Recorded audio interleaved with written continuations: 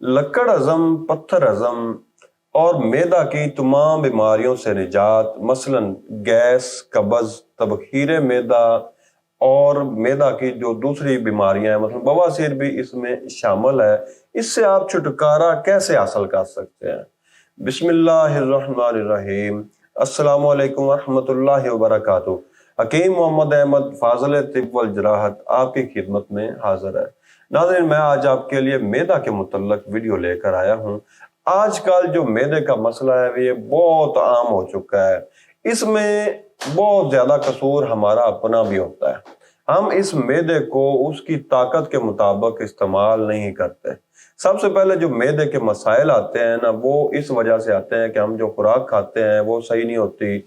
खुराक का बेजा इस्तेमाल करते हैं। मैदे में जो गुंजाइश होती है, अगर आपको भूख एक रोटी की है तो आपने आधी रोटी खानी होती है। आपको एक रोटी की भूख होती है, आप खा लेते हैं दो रोटियां, जिससे आपका मैदा जो है वो ओवरलोड हो जाता है। आपका मैदा सही तौर पर वर्क नहीं करता। और इसके अलावा आप बाजारी चीज़ों का इस्तेमाल करते हैं, मसलन कोल्ड ड्रिंक्स का इस्तेमाल करते हैं, बाजारी खानों का इस्तेमाल करते हैं। बेकरी की अशिया भी मैदे को काफ़ी हद तक ख़राब करती हैं। जो दूसरा मैदा होता है, इसकी अशिया, बनी हुई अशिया भी मैदे को ख़राब करती हैं। अगर आप ऐसी चीज़ों की वजह से मैदे की खराबी का बायस बन चुका है, तो आप मेरा एक अहम नुस्खा है जिससे आप खाने से आपका लक्कड़ हजम, पत्थर हजम, ये जो मुहावरा है जो आप पर बिल्कुल फिट आएगा।